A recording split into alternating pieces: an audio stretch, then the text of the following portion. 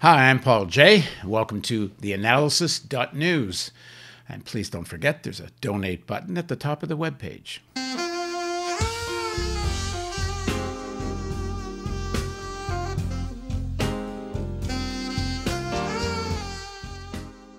In a recent post on Twitter, Henry Giroux wrote, "The mainstream press appears obsessed with QAnon, or should I say the spectacle of its most ludicrous followers, such as Marjorie Taylor Greene. Little, if nothing, is said about this movement being historically contextualized as part of a larger drift towards white supremacy, state violence, and fascist politics, all of which is supported by the Republican Party and its large social base.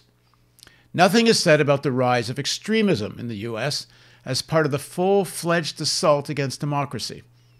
Nothing is said about the failure of capitalism to deliver on its promises and how that failure opened the door for tyrants like Trump to appear on the scene, promising to resolve the problems of groups marginalized in the age of precarity while making their conditions worse. Nobody talks about QAnon as part of the crisis of education and democratic culture, not to mention the hollowing out of civil society." That was Henry Giroux. I think the question of the formation of the identity of millions of Americans who can believe climate science is fake, a mask mandate during COVID is a sinister plot, and so on, is a reflection of the massive failure of the public education system, especially in rural America. My 7-year-old kids went to schools in Brooklyn, where they were taught a history that included an understanding of racial and economic inequality. Half their class were Black or Latino. And while there was still a big dose of Americanism, I doubt their education resembles in many ways what kids are learning in schools in much of rural America. Kids in much of the U.S. are born into a culture of white supremacy, nationalism, religious fundamentalism, a poisonous brew that fills the void of alienation and despair that millions of Americans feel. It's a breeding ground for fascistization and political support for people like Trump. Of course, the pro-Wall Street and big business economics of Obama, Clinton, and Democrats at state and local levels help reinforce the worldview that the elites in the cities are out to screw workers in the countryside. The writing off of large sections of the population as deplorables or as just backward by liberal elites will continue to till the soil for the Trumps of this country. What should progressives demand from the Biden administration to address the cultural divide in America? Now joining us to discuss this is Henry Giroux, who holds the McMaster University Chair for Scholarship in the Public Interest in the English and Cultural Studies Department, and the Paulo Freire Distinguished Scholar in Critical Pedagogy. His most recent books include American Nightmare, Facing the Challenge of Fascism. Thanks very much for joining us, Henry. Thanks for having me, Paul. So, Henry, you've written a lot about this process of fascistization, but you're also written a lot and studied the educational system, both in the U.S. and Canada. So how do you tie these two issues together? Well, I think that when you talk about fascism, you have to talk about education, because it seems to me that fascism as an ideology, as a set of social relations, as a value, set of values, as a vision of the future, is learned. It's a learned phenomenon. It's partly an educational phenomenon. And it points to a couple of things. It points to the fact that education is central to politics. And it also points to the fact that education in its most repressive forms, which takes place in a variety of sites, not just in public education, functions as a form of depoliticization, in that it, in many ways, shapes people's identities, shapes their sense of themselves, their relationships to others in the world, in a way that may address their frustrations, but offers the swindle of fulfillment. It says if you're oppressed, it's because blacks want to take away your jobs. If you're oppressed and you don't have a job, it's because liberal elites basically don't care about you, which may be partly true.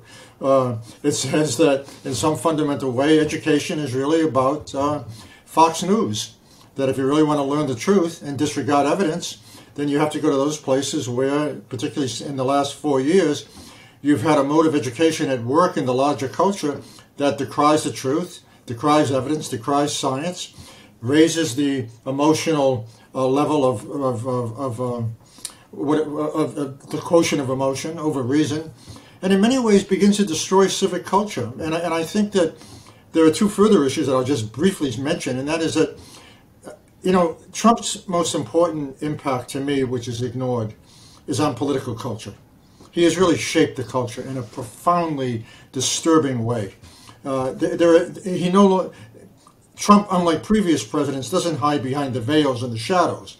He's an overt racist, white supremacist, white nationalist.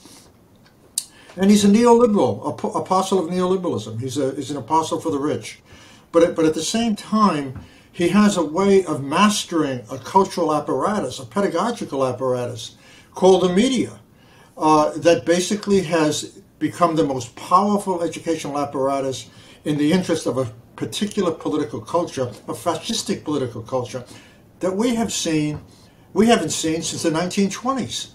Or the McCarthy period, or the Red Scare, and in that sense, to underplay the power of education with its production of regressive ideas and its elimination of institutions capable of supporting democratic values and ideas is something that we have not talked about with respect to this crisis that we find ourselves in. And what is it? It's not only a crisis of politics, as I think you and I have often said, it's a crisis of education. It's a crisis of civic culture. It's a crisis of agency. And it's a crisis of collective resistance.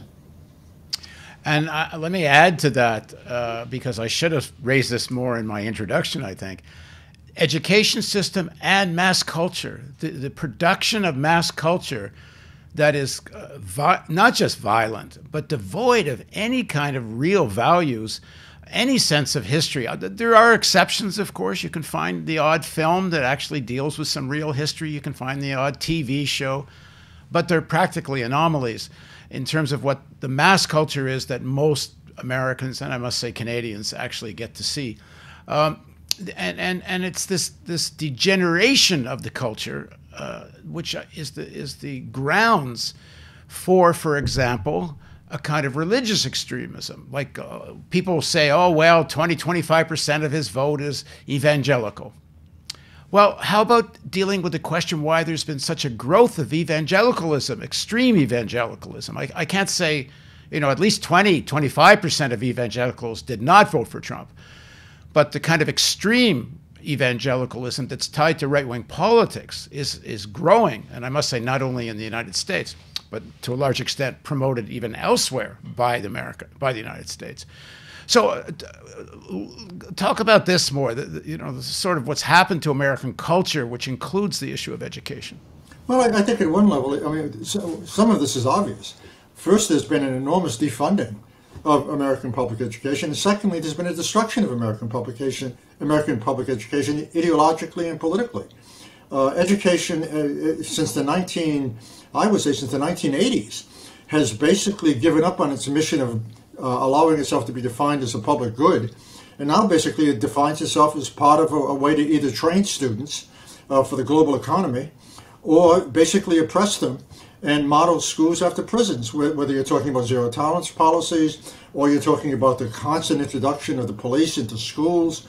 So I think in some sense what you have here is a massive attack on what I would call the civic imagination. But I think that you've mentioned two things that have to be understood with respect to the transformation of schools. And one is the death of historical consciousness. And that is that you can't have a democracy without having some sense of history, without having some sense of what happened, what's right, what's wrong, and what the legacies of history can teach us. Secondly, you have to have an education that in some way makes connections, allows people to understand something within a comprehensive map in which one can say, for instance, if schools are failing, they're failing because you have massive inequality in the country, and consequently, money is being shifted away from public goods to the rich, and therefore schools are failing because they're underfunded. It's not just because they're underfunded. You have to understand the logic economic issue. But I'll tell you, here's the real issue for me. The real issue is that you live in a culture where we've been taught since the 1980s with Reagan, not only that government doesn't matter and hence there's no sense of responsibility, but that all problems are individual problems. that basically the people have lost the ability to translate private issues into larger public considerations. So that whenever there's a problem, that problem basically, the ultimate way of resolving that problem is to blame oneself and to say one is responsible for that problem. And that is such a powerful form of depoliticization. I mean, it offers individuals no tools for looking at larger social structures, no tools for understanding the constraints that are imposed on people that suggest that they may not be responsible, for instance, for the destruction of the planet, or militarization, or the rise of state funding in the interest of state violence, or systemic racism. I mean, so you have people who, in fact, no longer have a language for understanding democracy and in some way defending it. You have the collapse of civic institutions. And thirdly, you have an ideology that strips people of the discourse that they need to be able to define themselves as collective agents who are self-reflective, critical, and can act collectively against problems they cannot solve alone.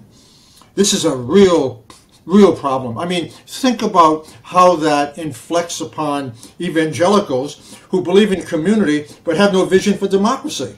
Think about how it inflects on people who say, I don't want to wear a mask, even though if I don't, I may kill my grandmother.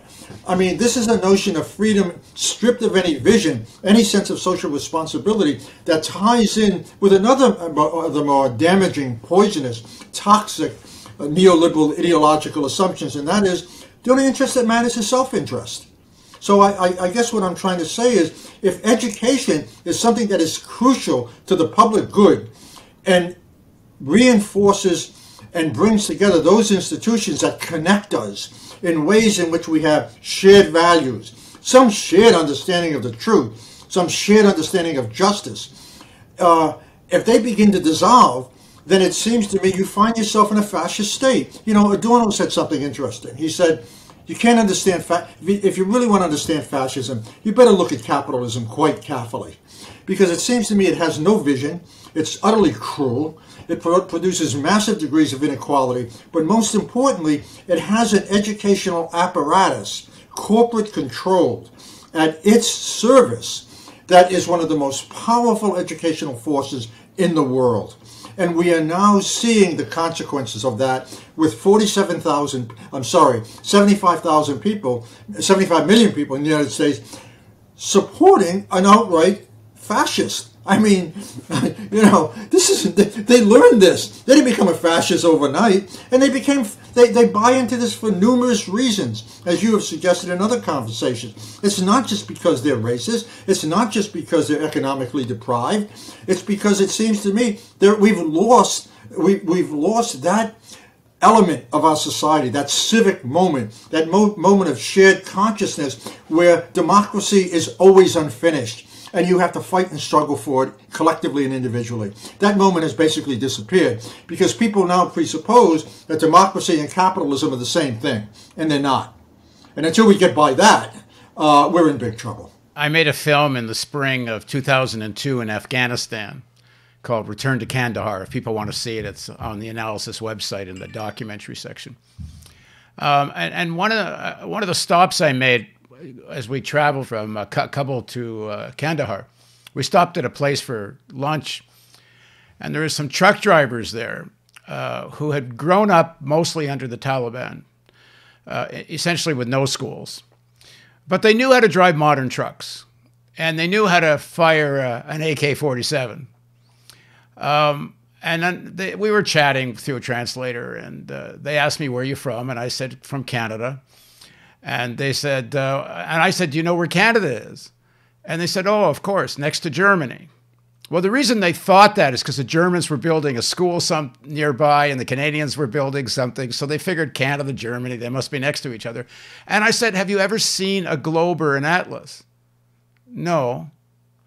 I mean, they're literally living in a medieval understanding of what the world is, like 1600s, if. But they could operate what needed to be operated, which was to drive a modern truck. And then it occurred to me that, is that really that different than what capitalism in many countries, including the United States, where it's been heading for decades, which is much of the working class no longer needs to be educated. They just have to do a very specific function. And in fact, the more computerized we get, the more the process of production, not just AI robots, but just, all you have to do is hit one button or the assembly line runs itself. And I think something happened during the period of Reaganism and Thatcherism, and in Canada it was Mulroneyism and such. This era, they started to realize you don't need this liberal education. You don't need people that understand history.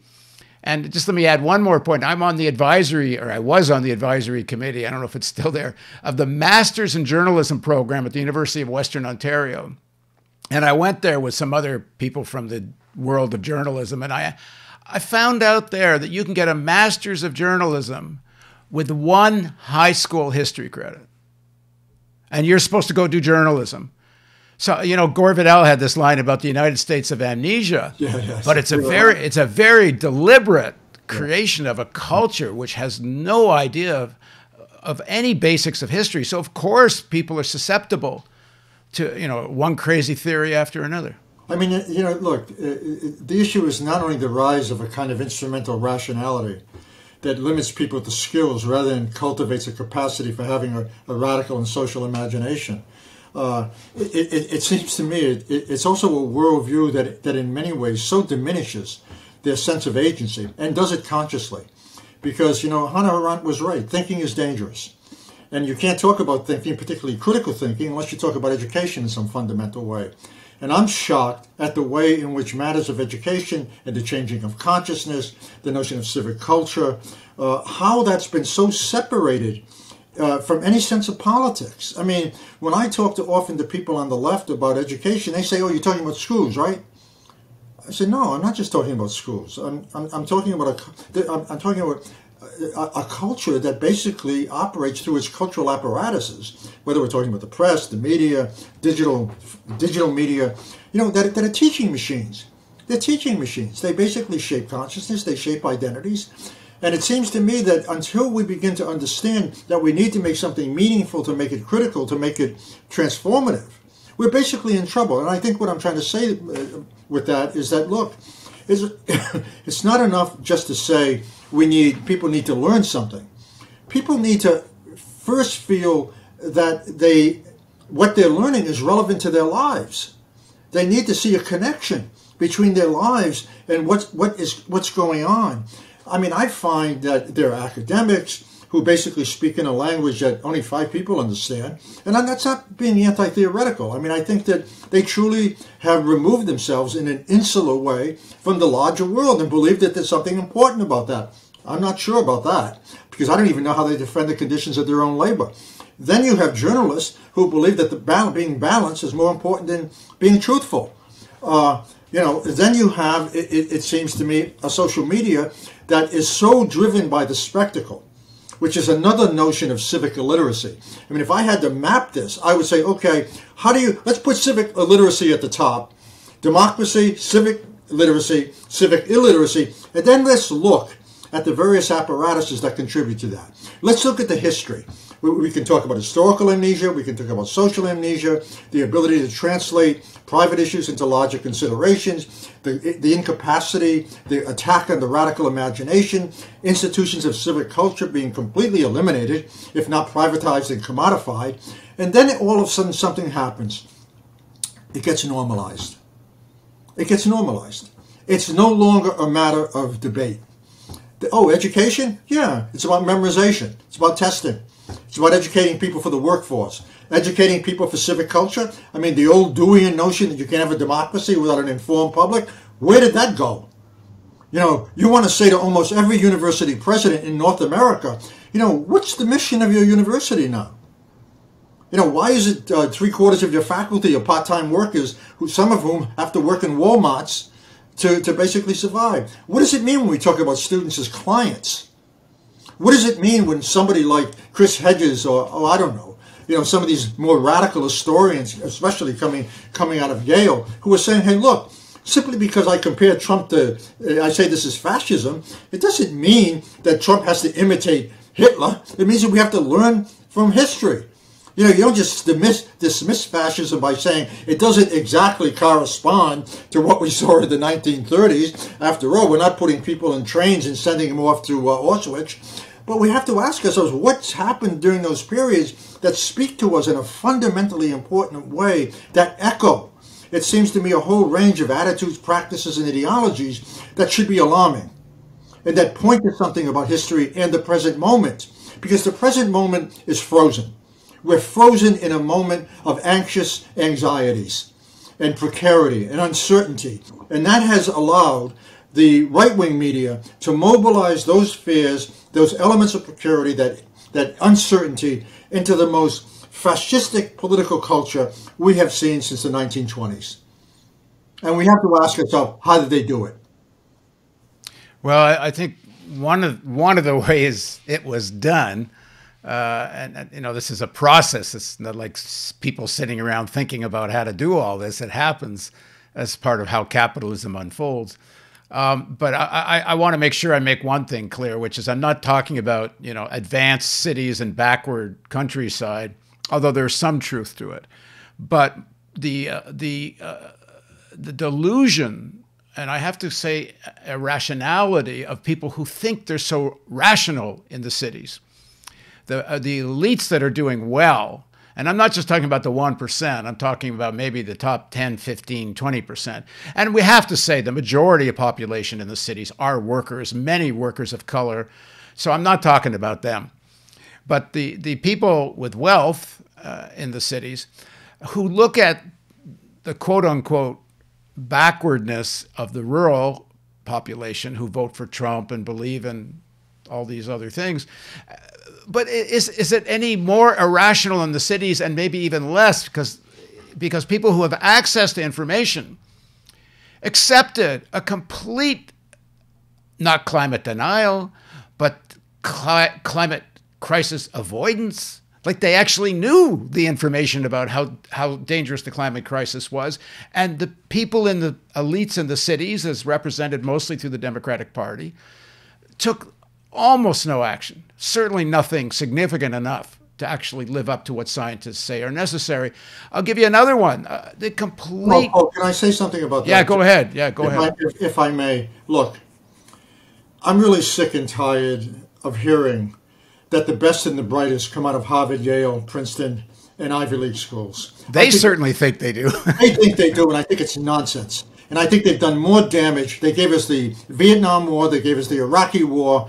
They gave us, in a sense, the displacement of millions of people from the Middle East. So I don't buy that crap anymore. And I think that what I hear you saying, and what I completely agree with, is not only do they not exercise, in spite of what they know, a certain level of social and political responsibility, but they actually occupy a criminogenic culture in many ways, because it's so removed from any sense of social responsibility to anybody else other than those people in their networks, those ruling class networks and cultural apparatuses that they move in, that to then claim that people in the Midwest are just dumbbells and stupid, while they in fact are responsible for the underfunding, the misappropriation of funds into the military budget rather than into infrastructures, into schools. And now they're finding something out. What they're finding out with the coronavirus is they can't do that anymore. That in fact, if half of rural America is not getting the vaccine, they're going to spread the mutants to them. I mean, there's a certain kind of logic that's taking place here, a certain kind of vengefulness. Maybe we might call it the vengefulness of history. You know, a history of illiteracy, not on the part of the poor, not on the part of the working class, not on the part of rural, but a kind of contrived ignorance wrapped in degrees that seem to suggest they're immune to it, while at the same time, they're not held accountable. I wrote a piece about on the analysis where I was saying you cannot separate the process of fascistization from the process of financialization. Absolutely. The destruction of the schools, the destruction of public education, the undoing of the New Deal, the social safety net, it's all been driven by these people from Harvard and Yale that run finance. All these big brains are the people, and I don't even blame them individually. The system itself has created this parasitical financial sector, and it drives everything in the society, including all the culture and education. Yeah. And the irrationality of these such smart people is they won't recognize they're driving not just the United States but the world over a cliff. But we're facing existential threats, not just climate, the complete denial of the threat of nuclear war. It's mind-boggling that such smart people can be so goddamn stupid. I think there are two things you've said that I find very, very interesting and need to be reinforced, certainly in my own work. And that is that, in the old Adorno notion that if you really want to talk about fascism, you have to look at capitalism. Financialization is an updated form of capitalism, and certainly its most savage form, to say the very least, both in terms of what it does domestically and what it does globally. Secondly, it seems to me we need to redefine the notion of ignorance. I think there's a class-based, gender-based notion that operates around ignorance that makes us forget that people can be smart, but in terms of how they get seduced by power and what it means for them to be privileged within those realms of power produces consequences that are so devastating for the planet, so devastating for the inequality. And let's even touch that just for a moment regarding your concept of financialization. Paul, you can't have a democracy by simply pointing to the personal and political rights. If you don't have economic rights, it's all nonsense. Look, if your mode of existence is tied to a politics of survival, where you have to think every day about whether you're going to choose between food or dog food, or you're going to feed your kids and not eat yourself, do you really think that I'm thinking about who I'm going to vote for? I mean, I'm really thinking about, not who I'm going to vote for, but how I'm going to really sit down and work out these issues in a kind of complex way that demands a lot of time? Of course not. So if you really want to talk about fascism, you really want to talk, the threat of fascism, you really want to talk about creating the conditions that make it impossible. Sorry. Let's talk about the conditions that make it impossible. And that means you've got to couple economic rights with political and personal rights. You can't do it. FDR knew it, and he was a liberal, and he got it. He understood that. And that language today is anathema. And it's one of the reasons that liberals find it so easy, many liberals, find it so easy to say, oh, rural America, rednecks, stupid, don't know anything, deplorables. Boy, I'll tell you, that formula goes nowhere. And actually, it reinforces a logic of disposability. Because to the degree to which you can believe those people are not really human, and we don't look at the conditions that created them, but personalize the politics that we attribute to them, that's part of a very dangerous logic that ultimately goes in very, very dangerous places, as you and I well know, if you know anything about history. And I think one of the things that needs to be understood and discussed with people living in these areas, the rural areas, some of the areas in the southern states, is this attempt to destroy education, to create this hatred of the left, was very much also about creating right-to-work states, which essentially meant the destruction of unionization. Yeah. In the end, this is all about money. This is, the original fight was how do you exploit labor, through wage labor or slave labor? Well, the right wing of the elites, and I would include now, because of the power of finance, most of finance, the way to maximize profit is to destroy unions and turn wage workers as close to slaves as you can get them. Well, I mean, take it even further. Look, you really want to measure the essence of a democracy in any country, ask yourself how it treats its young people, particularly those marginalized by class and race. Young people are a long-term investment. They're a long-term investment. You build schools, you build public goods, you provide supports.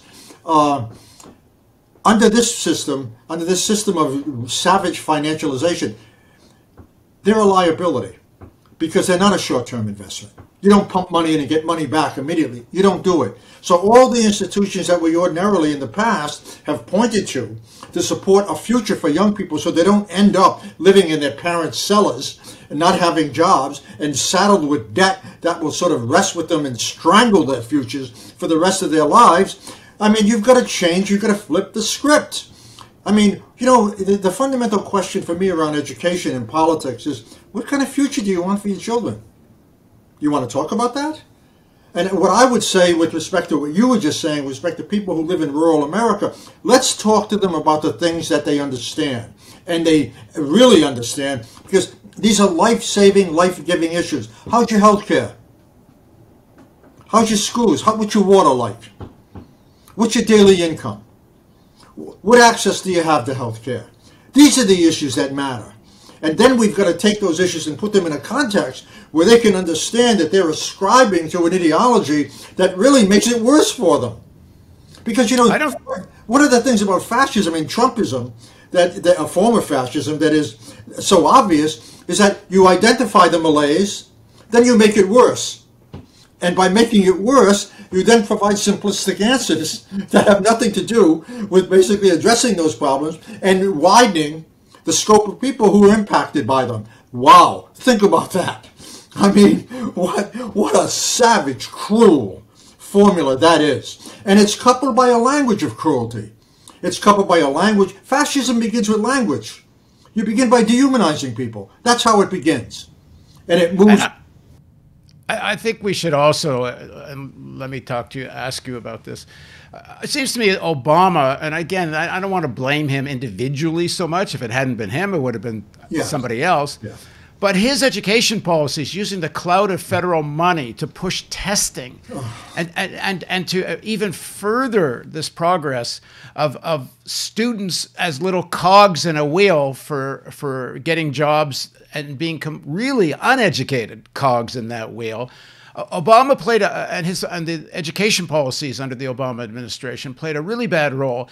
But that being said, I think one of the demands that needs to be made of the Biden administration, and I know educators and teachers unions are raising these issues, that use that federal money to start insisting on a science fact-based curriculum, actually get back to this idea that children should be educated, not just trained to go out and be like my truck drivers in Afghanistan. I think that I would qualify that a bit. I absolutely support what you're saying. But education has to define its mission as a public good.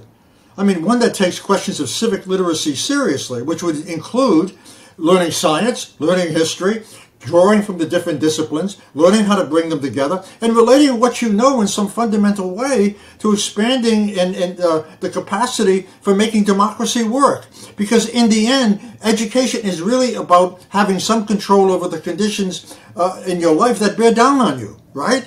I mean, we have to learn to educate people to govern and not just be governed. So we have to rethink the question of leadership. We have to rethink the capacity for the conditions that make agency possible. We have to rethink the very notion of what it means to be critically literate and to embrace a civic and social imagination. I mean, all those things have to come together in a curriculum for democracy. We need a curriculum for democracy.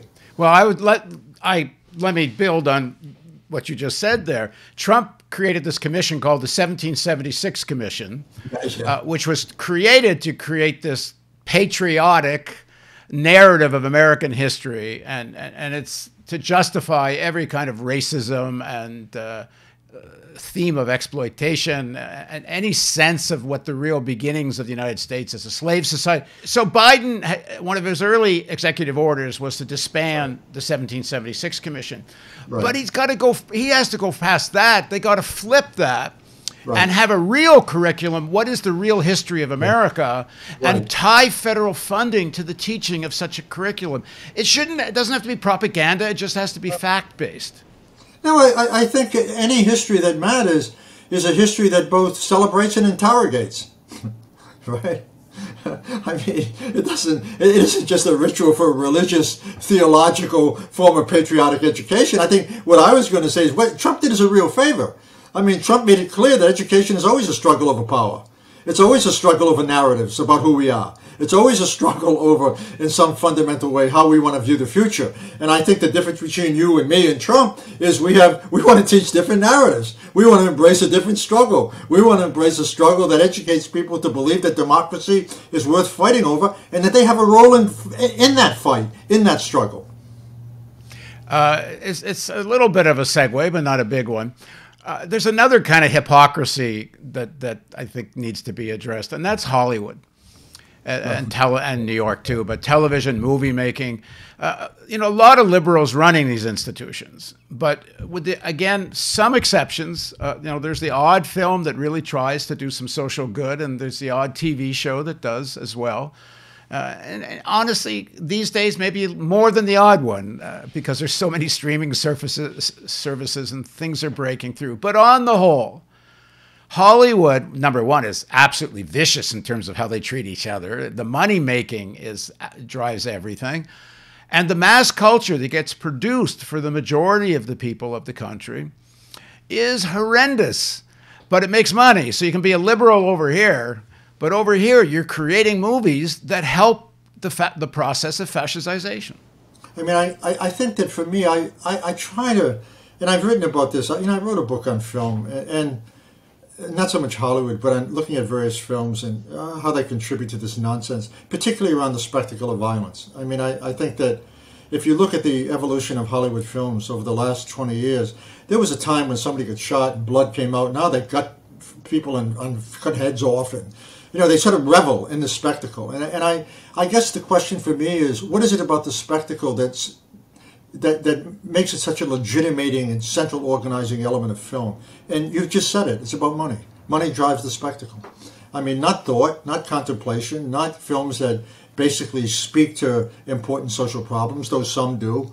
But Hollywood is part of a machine, like all the other cultural apparatuses. And they're not machines that raise fundamental inquiries about how we can expand the public good and what's our responsibility for that. And that raises a larger question, and that is, what's the role of public intellectuals, whether they're directors, whether they're journalists like yourself or me as an academic? I mean, what responsibility do we have in a culture? Is it really only about producing junk in the interest of raising profits? And if it is, how did we get tied into that?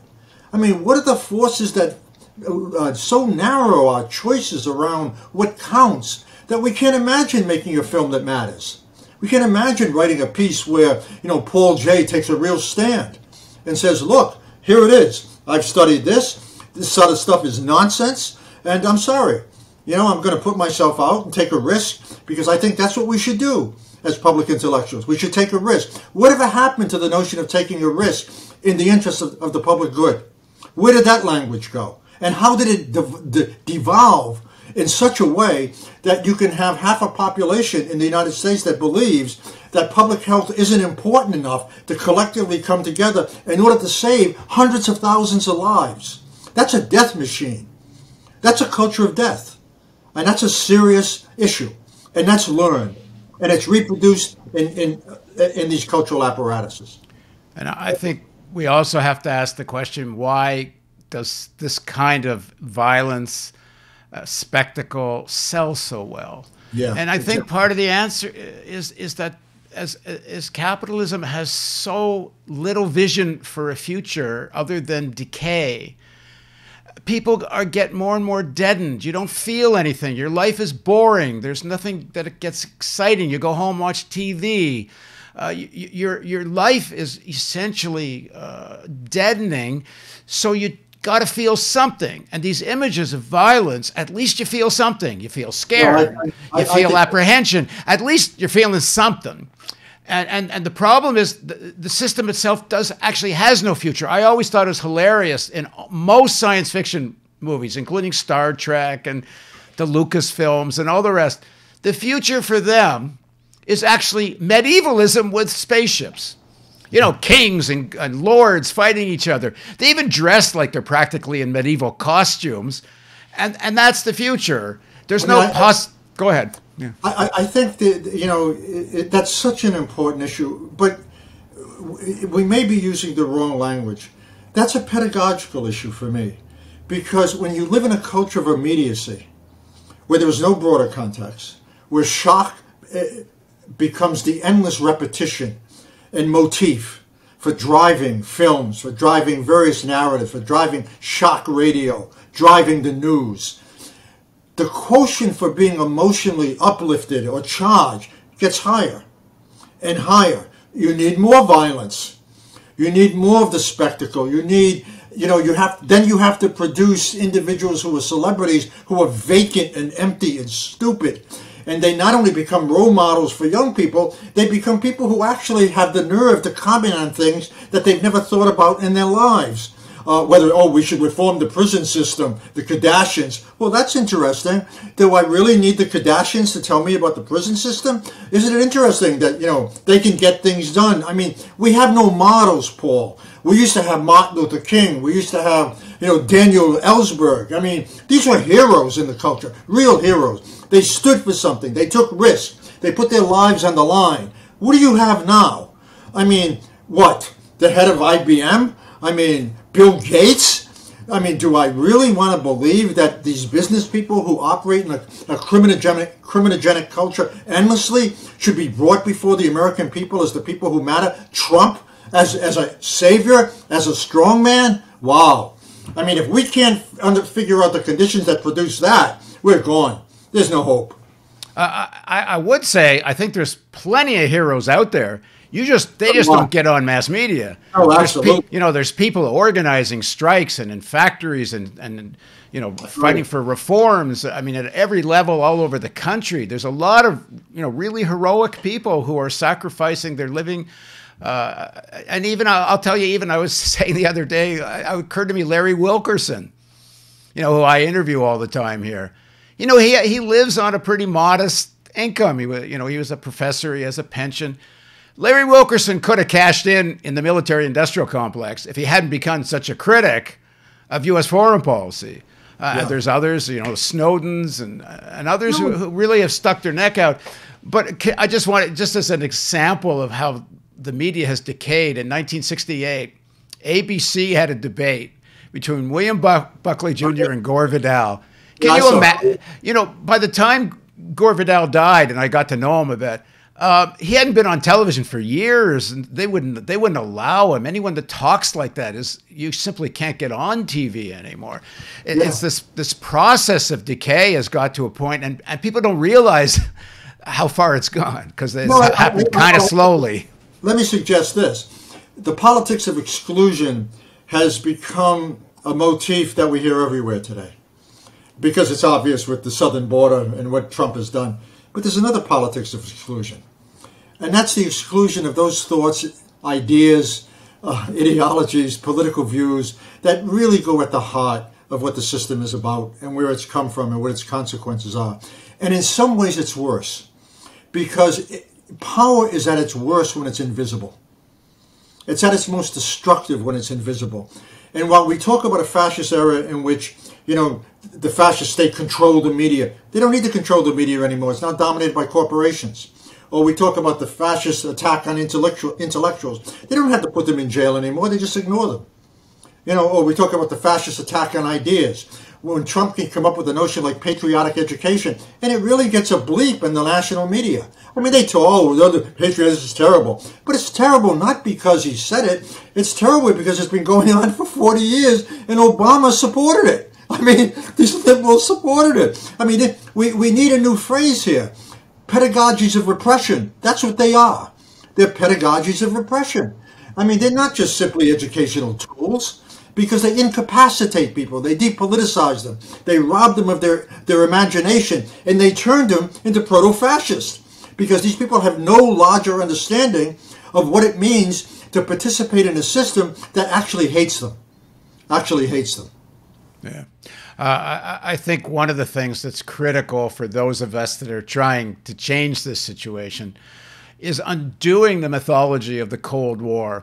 And one of the biggest myths of the Cold War, which is not just pushed by the Republican Party, but was very much in recent years part of a Democratic Party narrative, is the mythology around Ronald Reagan. And to turn that guy who was a racist, anti-working class into one of the great presidents. They call him a transformative president. When they asked Obama, where do you find your foreign policy roots? He said Truman and Reagan, which was crazy. The guy that dropped the atomic bomb and the militarist Reagan. I'll tell you what. But I think so. I'm doing a series right now with the guy who directed Matt Trinauer, who directed the Reagans. I think we really need to undo this mythology of the Cold War because that set the plate for where we're at now. I think there are two issues here. One, the mythology goes beyond the Cold War. It's the mythology of exceptionalism. American exceptionalism basically legitimates this Cold War narrative, but it does something worse. It operates off the assumption that democracy has never died in the United States, that it's always been its central organizing principle, and that whenever anyone seems to suggest that democracy died for good in 1692, the conversation ends. You become unpatriotic, you become un-American, terms that you don't really see in other countries anymore. And so it seems to me, until we can begin a narrative in a form of interrogation about where this country has come from and what it means and where it's going, and what institutions we need to develop that at least interrogate this nonsense, then we're going to believe that people like Obama, who parade as progressive, have to be progressive simply because they're marginal. They've been marginalized by color or race or whatever else. I want to talk about their politics. I don't want to talk about the notion of being colorblind. I don't want to believe that people who are now being elevated to high offices who come from different positions, somehow we should celebrate that without talking about a system that creates them, that they eventually get seduced by, and then reproduce. This question of getting at the political heart of what we're about is absolutely central to saving the country, if not saving it. So I want to make one suggestion that people listening can do at a very local level with their own school, their own kids. Something I did when I was in the U.S., and I would do something similar here. I told my kids in the morning when they went to school, don't stand for the Pledge of Allegiance. And take that on. And they didn't quite understand it, but they sort of did. But to my surprise, when I told the teacher, again, this is a difference between Brooklyn and some other places in the country. I told the teacher that I didn't want the kids standing. She said, "I'm with you. I'm not going to make the kids stand." And increasingly, there is a certain amount of support in the schools for kind of ignoring this pledge. I mean, to pledge allegiance to the flag. This idea of American identity. Like, I will not say the words, I'm a dual citizen, so I can say this both as a Canadian and an American. I will never say I love my country. I will say I love the people of my country. But my country is the institutions, and the flag is the symbol of the state. And to pledge allegiance with your hand over your heart, if that isn't a kind of fascist culture, which of course came out of the Cold War, where they started getting people to stand up and pledge allegiance because it was all part of the Cold War hysteria against the left and socialists and communists. I think at a very local level, take it on with your school. Start a fight over the content with your school. And I don't know what you think, and maybe you've got some other suggestions. Well, I think there are two things. I think that all nationalism contains the poison of fascism. And I think that we really need to talk about democratic globalism. I mean, we really need to recognize the fact that nation states are not even in control of themselves anymore financially. I mean, you know, my former friend, late Zygmunt Bauman, he used to say, "Hey, look, power and politics are now separated. Power floats. You know, power is global, but politics is local. You know, and they have no funds. They have a sense of what they want to do. They can't fund it. We live in a different world, and this world really needs to begin to rethink a notion of internationalism, where, you know, in some ways these borders begin to break down because, you know, viruses don't recognize borders. Wars, and the nuclear war won't recognize borders. A climate catastrophe won't recognize borders. I mean, but I think regarding making that more concrete and not too abstract, I think that communities have to get control of their schools. I think that we need to have national funding with communities getting control of their schools. I think we have to talk about curriculums that matter. We have to talk about schools being related to everyday lives. And we have to stop talking about bureaucrats dictating to working class people what schools could do, because working class people don't understand the language. When I lived in one part of the United States at one point, you know, I was mobilizing people in the community to learn how to speak to administrators. And it was shocking. They would come into the meeting with a language they never had before. These administrators would say, well, we're going to do this. Here's the testing protocol. They would say, no, we don't buy that. We don't want that. You know, why aren't you looking at local history here? Why aren't you talking to families about what should be done with the schools? For me, the question is not just pushing back in terms of strictures, but shifting power. What do we do to shift power relations? That's the key. I don't want to give these power relations to the governors, right-wing governors who control the states, and legislators. You know, people have to assume that schools are a public good and they should be owned by the people and decided by the people, not just simply dictated to by idiots whose only allegiance is to financialization and profits. All right, thanks for joining us, Henry. Okay, thanks, Paul. And thank you for joining us on theAnalysis.news. Please don't forget the donate button at the top of the webpage.